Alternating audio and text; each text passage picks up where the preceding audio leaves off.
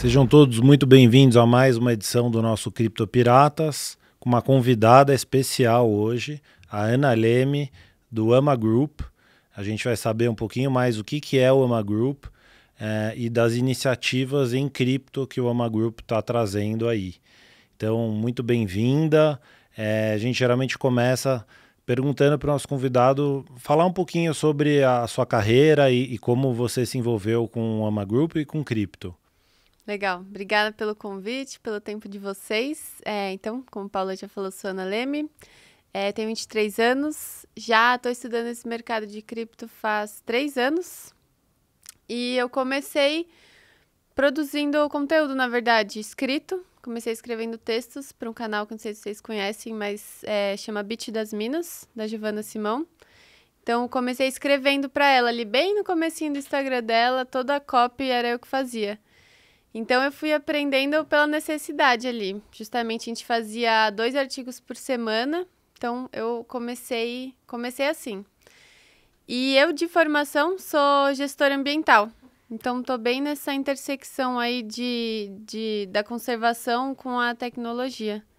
Uma vez lá num grupo da faculdade, mandaram assim, alguém que está trabalhando em cripto / ESG? Aí eu, nossa, essa combinação nunca vi, mas eu tô. E aí comecei numa startup que tinha uma ideia bem parecida com o que eu estou fazendo hoje com a Meta Amazônia, que era uma ideia aí de um metaverso da Amazônia, só que eles tinham uma ideia. O como que eles iam executar, eles não sabiam ainda. E aí, enfim, não foram para frente com a ideia, ficaram ali um ano mais ou menos, acabaram não indo para frente. Eu também fui fazer outras coisas, então fui trabalhar ali numa agência que era focada para cripto também, então continuei produzindo conteúdo. E aí surgiu essa oportunidade com a Meta Amazônia, que é um dos projetos do AMA Group, de novo, né, nesse mesmo lugar. Só que agora eu estava vendo essa ideia muito mais estruturada, muito mais robusta. Foi ver um upgrade ali do que eu tinha vivido um ano atrás, já muito mais estruturado, né? E aí é isso. Bacana, nativa de cripto, então.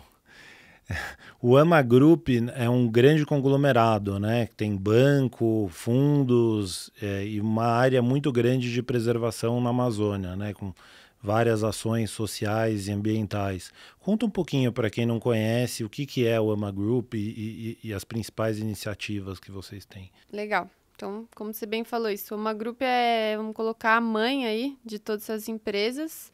E aí, para contar um pouco dele, vou voltar um pouco na história de como é que ele começou, justamente com essa área na Amazônia.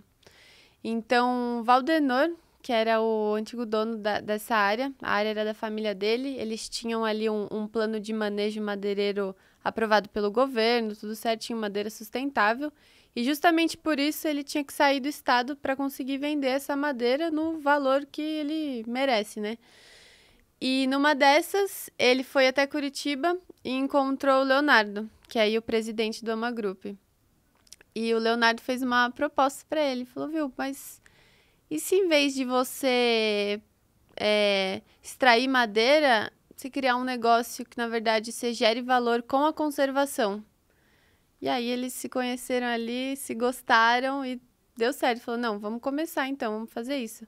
E aí surgiu a EBCF, que é a Empresa Brasileira de Conservação de Florestas. Essa, na verdade, foi a primeira empresa do grupo que originou tudo.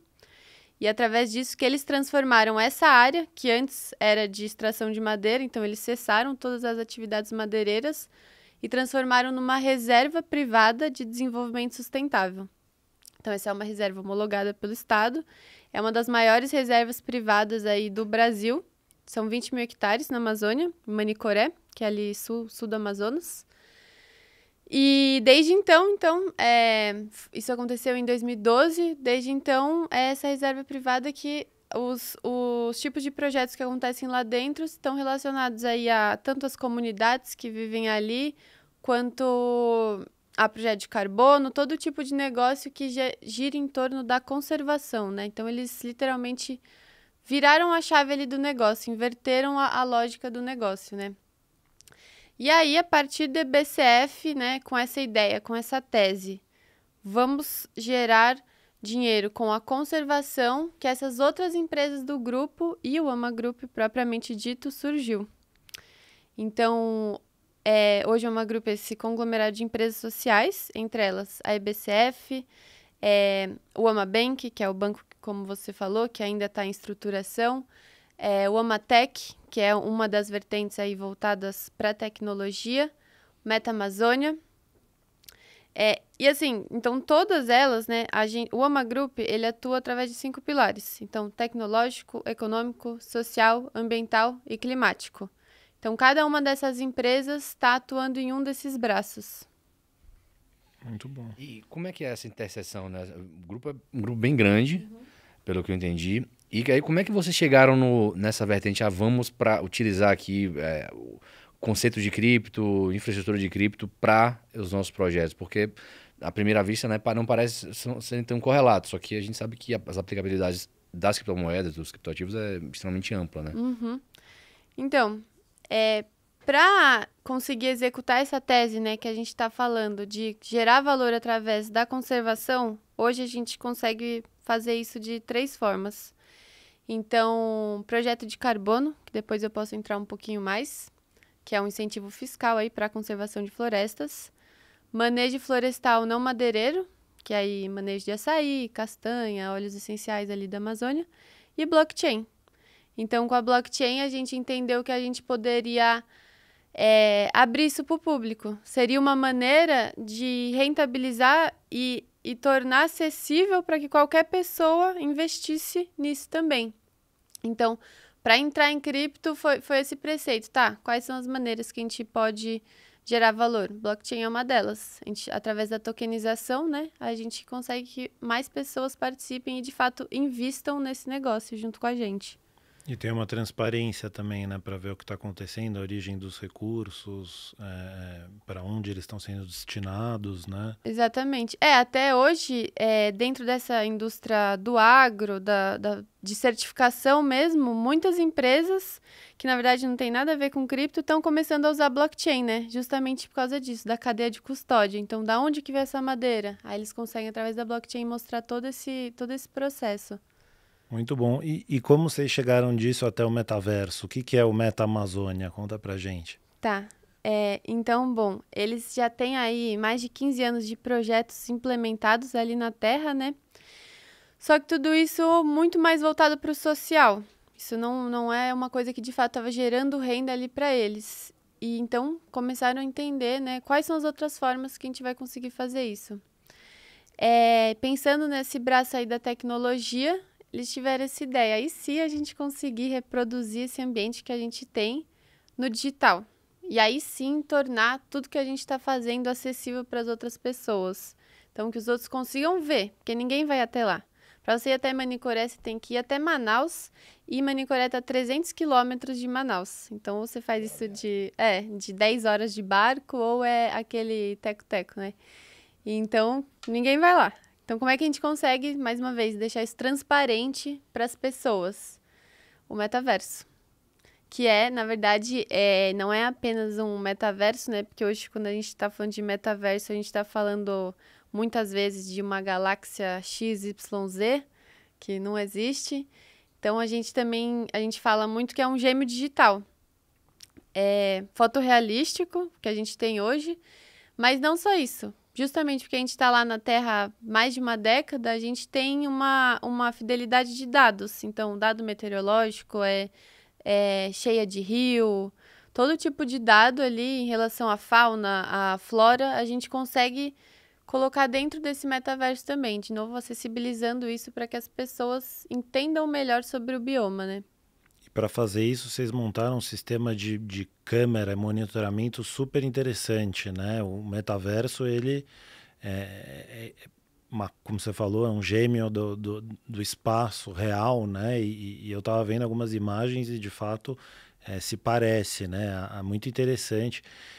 E principalmente se você compara com os metaversos aí que tem hoje, que é uma realidade virtual, muito longe de estar num estágio maduro para ser implementado, né? Exatamente.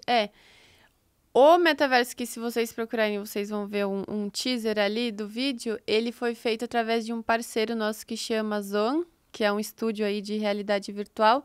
Então, eles de fato foram até a Terra, fizeram ali um escaneamento para depois modelar isso no 3D.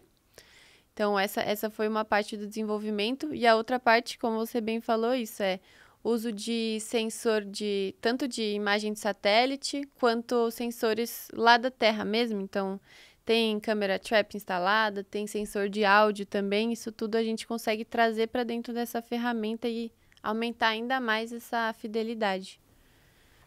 E como é que como é a estratégia que vocês estão vendo para trazer as pessoas para porque, pô, deve ser custoso, trabalhoso você montar tudo. E, obviamente, você quer que as pessoas acessem e querem criar uma awareness para essa questão de sustentabilidade e tudo mais. Como é que vocês vão levar isso para o mercado? Como é que as pessoas vão ser incentivadas a entrar lá? E aí, aproveitando, né, eu estava pensando na próxima pergunta, era justamente nesse sentido, assim, como que eu entro no metaverso, o que que eu faço lá dentro, como que é essa dinâmica? Tá, não, legal. Então, acho que são duas coisas aí, né? A primeira coisa que a gente está entendendo, que é justamente porque esse é um metaverso que tem essa questão de sustentabilidade muito forte, a gente entende que ele tem um apelo muito bom para a educação, para a ciência, para a pesquisa, tudo isso. Então, hoje, né, a ideia é que ele se torne um game ali no futuro, mas hoje, assim, curto prazo, o que a gente está olhando é muito isso. Como é que as pessoas vão poder usar isso numa sala lá na Dinamarca, lá no Japão? Vão poder estudar sobre floresta tropical. Então, a gente vê que o MetaAmazônia pode ser uma ferramenta muito poderosa para isso. Vocês têm várias parcerias, né, com universidades. Exatamente, a gente tem diversas parcerias, inclusive em maio agora a gente vai ter uma expedição para lá e vai fazer a instalação de alguns sensores através dessas parcerias, então desenvolvendo pesquisa também, né? Estudo sempre trazendo de volta para o MetaAmazônia, né? Como é que a gente usa essas pesquisas para melhorar ali essa realidade. Mas aí, enfim, como é que a gente traz essas pessoas, né? Que a gente acha que tem esse fit com a ciência, com a sustentabilidade. Primeiramente, acho que possibilitando acesso a esse conteúdo. Eu acho que qualquer pessoa que goste desse assunto vai querer ver. Então, não, eu mesmo, né, quando descobri o projeto, falei, não, como assim? Tipo, eu nunca fui para a Amazônia, estou trabalhando lá, mas nunca fui. Vou a primeira vez agora em maio. Então, acho que isso é muito poderoso para atrair. E aí, a gente hoje está trabalhando num sistema de recompensas, né? Então, a gente espera que tudo isso seja gamificado. Então, uma das coisas que a gente está olhando muito é, como a gente tem um projeto de carbono lá na área, a gente quer dar para esses primeiros usuários uma recompensa em crédito de carbono. Então, é um dos incentivos aí, nesse caso, um incentivo fiscal, monetário mesmo, para que as pessoas entrem. Então, você, um dos primeiros compradores, está conhecendo o projeto desde agora, vai ter uma série de recompensas, uma delas é o crédito de carbono. Entre outras aí também, alguns spoilers, mas a gente tem algumas artes sendo desenvolvidas por uma artista amazonense, então isso vai também para o usuário que entrou agora.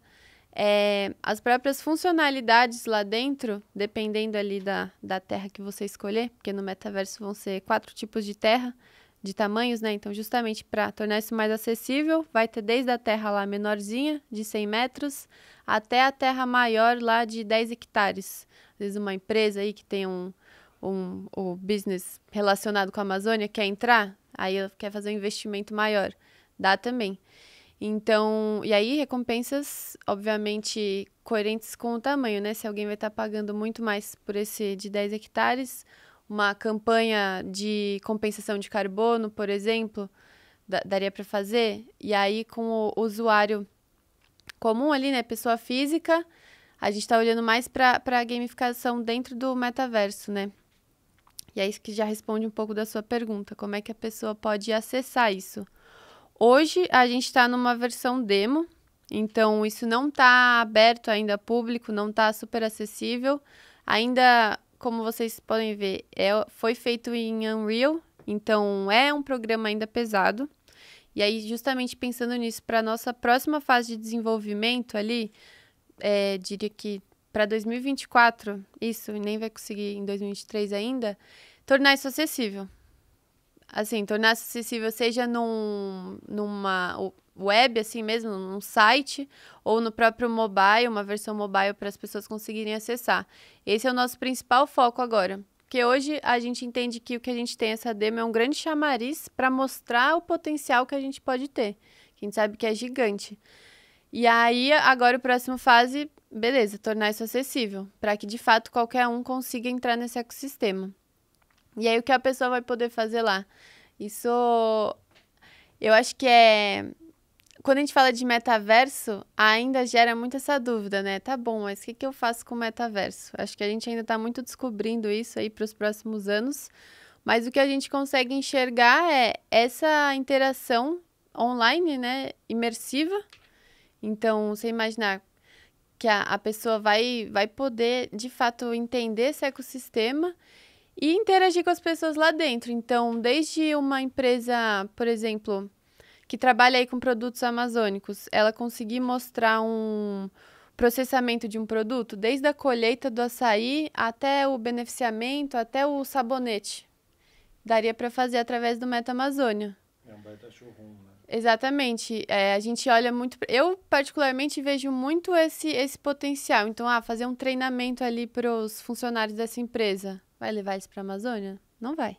Dá ali para usar o Meta Amazônia como um showroom, exatamente. Estudo de caso, fazer experimentos ali dentro para depois ser replicado no real, né?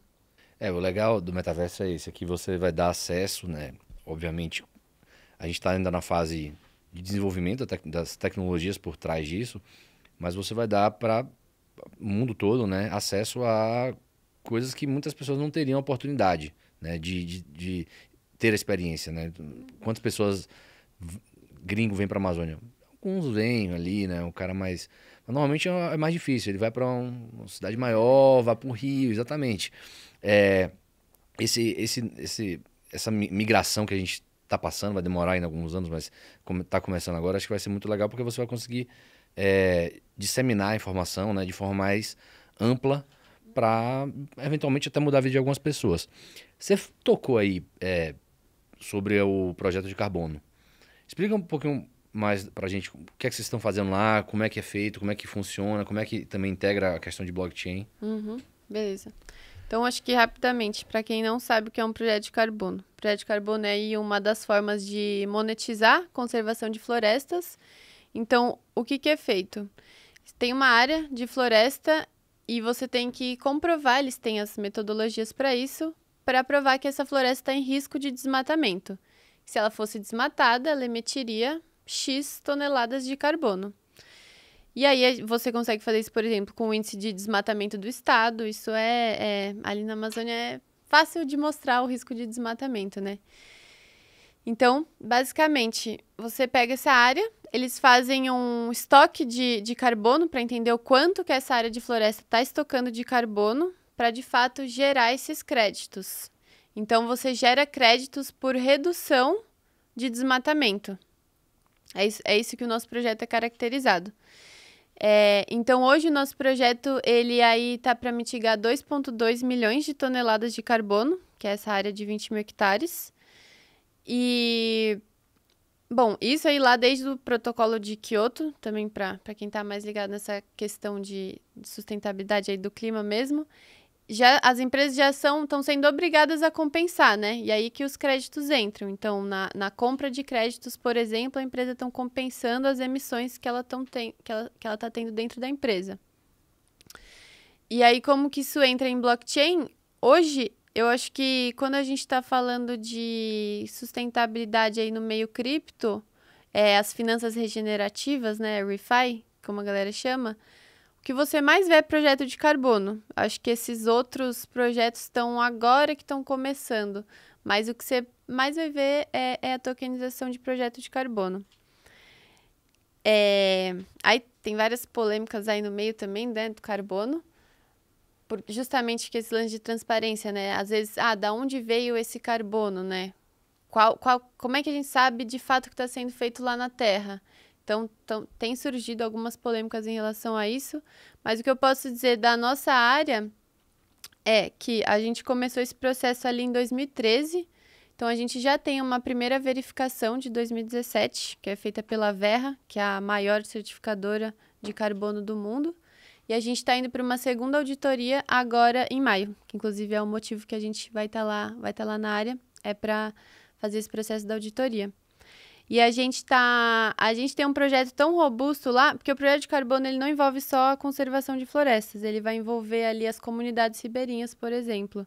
Então, execução de diversos projetos, geração de renda, empoderamento feminino, saúde, infraestrutura, todo tipo de projeto a gente implementa justamente para dar essa maior robustez ainda. A gente não está só reduzindo emissões por desmatamento, a gente está produzindo, está gerando melhores condições de vida para as pessoas que moram ali, que são quem de fato estão protegendo a área no dia a dia, né? Então, se tiver alguém estranho ali na área, quem vai estar comunicando são essas comunidades, né? Não é a gente de fato empresa, são essas comunidades.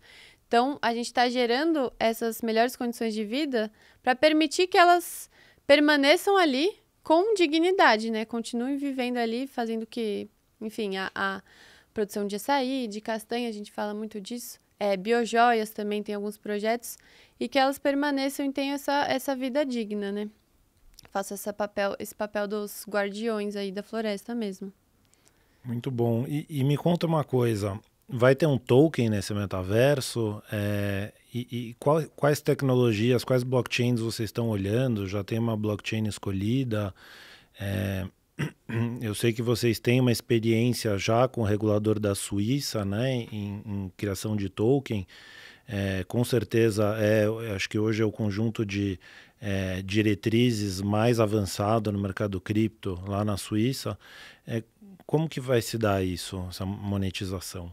Então, como eu comentei ali, os tamanhos diferentes dos plots que as pessoas vão poder comprar, né? Isso vai ser feito através de NFTs.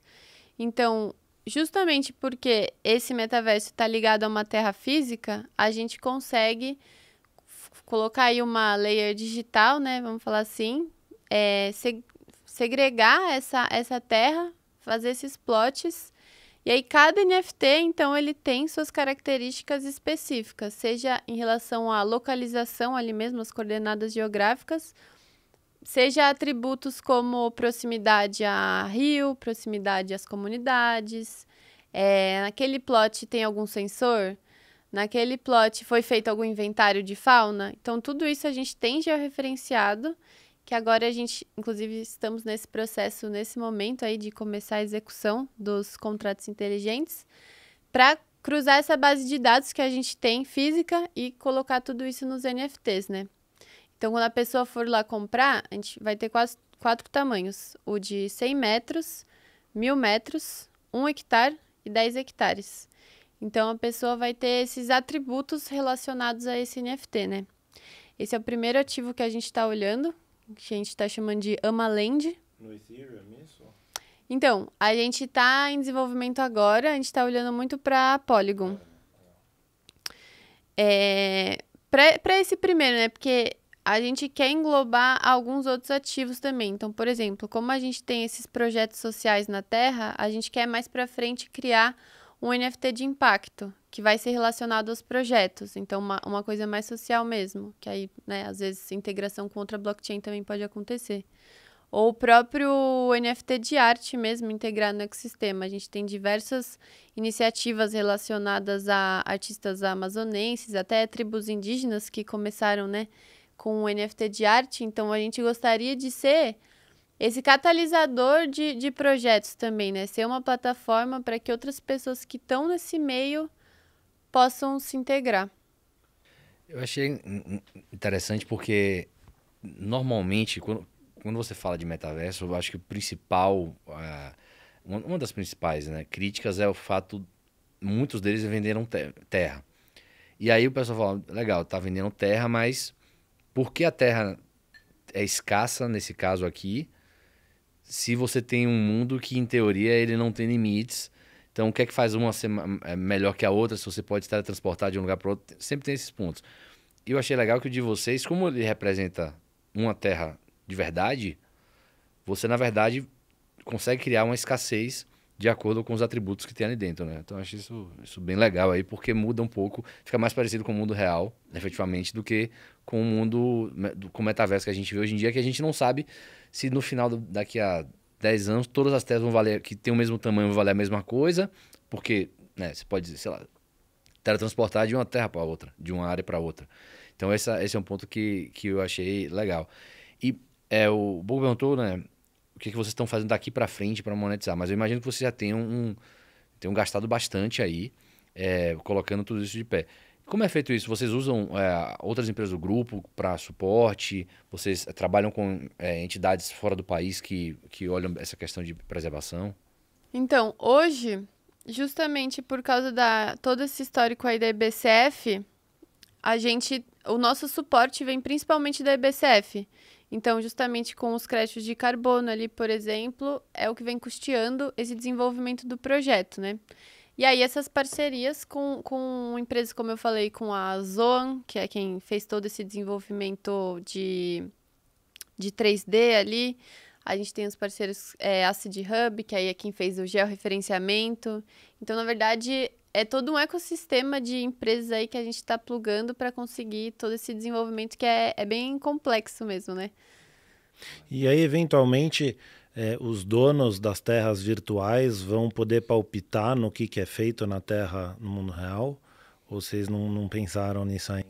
Então, essa é uma questão bem polêmica, né? Porque sempre que a gente fala, vai vender terra no metaverso, é a primeira coisa. Tá, mas e aí? Vou poder ir lá conhecer a terra? É minha mesmo que tá lá. Acho que esse é, como a gente falou, o ponto de logística aí acho que é o principal, né? Tipo, a gente olha muito, por exemplo, esses players aí que vão ser mais institucionais, que vão estar nessas terras maiores, a gente está prevendo aí uma série de benefícios físicos, reais, né? Então, por exemplo, um ecoturismo lá na terra, conhecer a reserva, conhecer os projetos. Agora, pensando na amplitude, assim, da coisa, claro que não é todo mundo que vai conseguir visitar, mas para isso também o metaverso, né? A ideia é que a pessoa faça esse ecoturismo de forma digital. Qual era a outra pergunta mesmo? Não, se o cara vai poder ter algum tipo de palpite, né, na governança da terra. A gente pretende que ao longo do desenvolvimento, aí quando a gente tiver mais, de fato, o ecossistema, a comunidade já estiver bem esquentada, bem fomentada, isso se torne uma DAO. Então, que a Meta Amazônia seja uma DAO, porque aí sim, então o ecossistema, né, as pessoas vão poder palpitar ali, o que a gente faz? Se a gente quer implementar um projeto ou, enfim, todo tipo de coisa ali a gente vai poder fazer através dessa DAO. A gente não acha que é interessante nesse momento, justamente porque ainda tem muita coisa para ser desenvolvida, mas a ideia é que no futuro evolua para uma DAO, com certeza. É muito interessante, né? Porque eu não conheço nenhum projeto parecido, assim, eu acho, no mundo. Inovação muito interessante e conseguir combinar a parte de preservação e social na blockchain de uma forma muito mais interessante do que somente vender algum token de um ativo ou outro ambiental ali, né? E se eu tiver vamos supor, né, que tudo deu certo o projeto de vocês, eu acho que pode ser uma vitrine grande para outras pessoas que eventualmente têm ali terras que dá para você fazer algum tipo de preservação, possam aplicar. Vocês já pensaram nisso, né? Outras pessoas, eventualmente alguém até que esteja assistindo aqui o podcast pode olhar e falar, pô, esse negócio talvez seja legal para mim também aqui, que tem uma terra que está parada, não posso usar, etc. Vocês já pensaram em criar um modelo, assim, um framework para as pessoas, terceiros poderem trabalhar com vocês e criar situações semelhantes de metaverso, com, né, tudo por trás? Olha, a EBCF, essa área que a gente tem, a conservação já está bem evoluída, né? Então, justamente por isso, eles estão procurando expandir áreas. Então, estão sempre atrás de novas áreas que eles vão poder replicar esse projeto em novas áreas. E aí, quando a gente olha para o lado da tecnologia disso, a gente até brinca interna, né? Depois do Meta Amazônia, a gente vai fazer o Meta Atlântica, a gente vai fazer o Cerrado, sei lá. Então, eu acho que existe muita... As possibilidades são infinitas, né? Principalmente pensando, né? Não sei se vocês sabem, mas o relatório do IPCC, que é aí o painel intergovernamental das mudanças climáticas, saiu hoje ou ontem, se eu não me engano. E aí, esse assunto de mudanças climáticas cada vez mais em pauta, né? Falam que o maior desafio da humanidade hoje é justamente as mudanças climáticas. Então, por que não, né? Cada vez mais pegar áreas preservadas ou áreas que hoje são, sei lá, de agricultura ou de agropecuária, por que não, se isso der certo, né? Se a conservação se tornar um negócio mais rentável que a mineração, por que que as pessoas não vão poder olhar para isso e falar, não, também quero, então eu vou plantar floresta, não quero mais ter gado, eu vou plantar floresta. E aí, inserir os componentes da tecnologia aí para conseguir abrir isso para uma gama maior de pessoas também, né? Eu acho que é super possível aí. Tem um caminho aí, mas acho que sim. E como tem sido a recepção aí do mercado, né? Vocês já tem, assim, vocês estão em demo ainda, não sei se esse demo é um demo aberto, se é fechado. Como é que as pessoas podem acessar, né, buscar mais informações? Porque eu imagino que tem muita gente interessada em, não sei se eventualmente comprar terra, um pedaço da terra, mas até conhecer mesmo de forma mais informal e eventualmente, né, ter ali mudar de ideia e falar, ó, eu vou querer comprar e seguir nesse processo aí, porque no final ajuda também a preservação, né? Então, desde que a gente começou aí a fomentar as redes, começou a fomentar a nossa comunidade, hoje a gente tem um grupo no WhatsApp, tem o Discord também, mas o Discord a gente acha que ainda é uma barreira, então a gente está começando pelo WhatsApp, até tá mais... Discord é só para turma de cripto. Até a gente acha que é uma barreira. Então, e aí a gente está trabalhando isso mais ali nas redes mesmo, Twitter, Instagram e o próprio WhatsApp.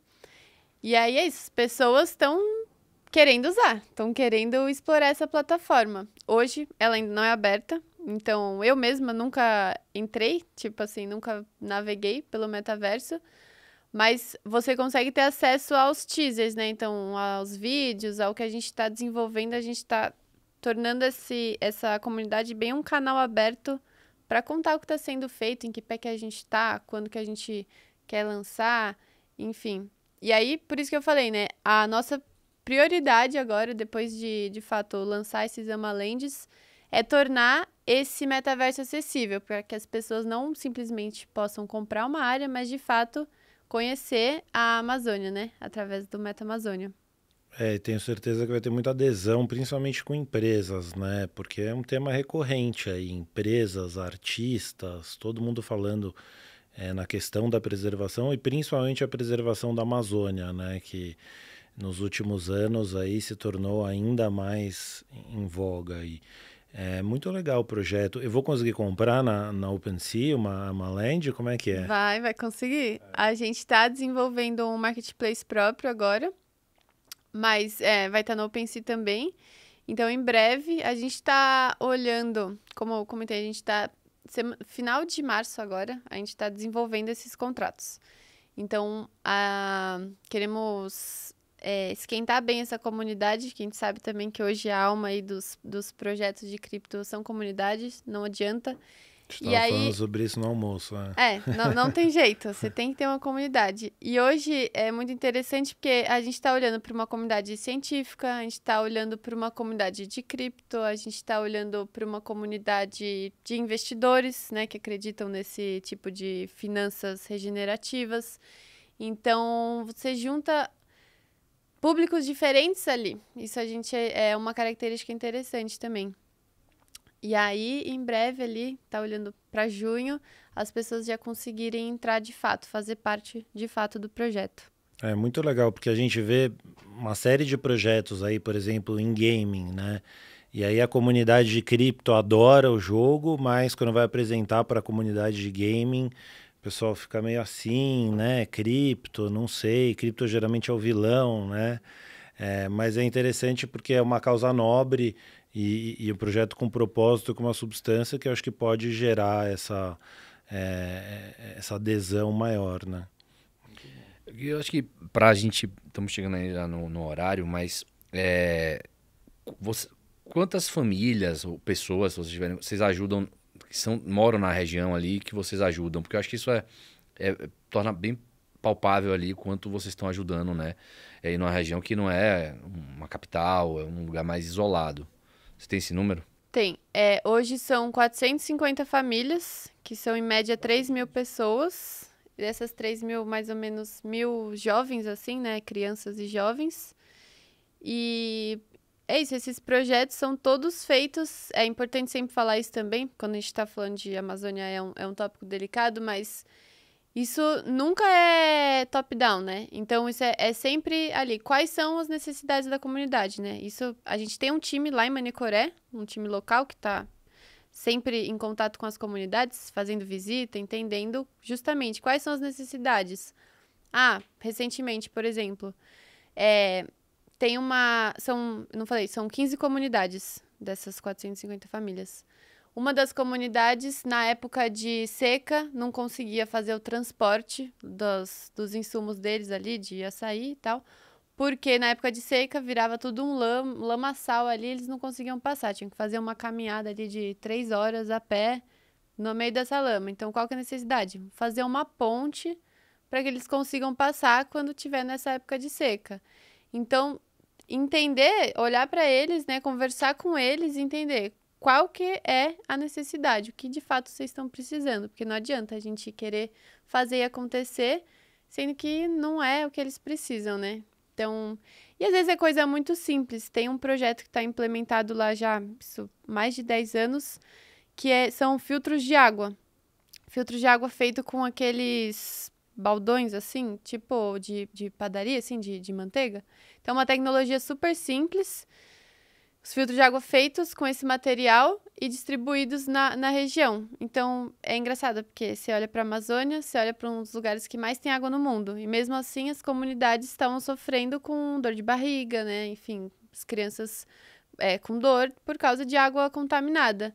Então, é uma coisa muito simples que a gente implementou. Esse é um dos projetos que está implementado em 100% ali das comunidades e que melhora a qualidade da vida das pessoas ali também de maneira imensurável, né? Ana, muito bom o papo, adoramos. Parabéns pelas várias iniciativas que vocês estão fazendo.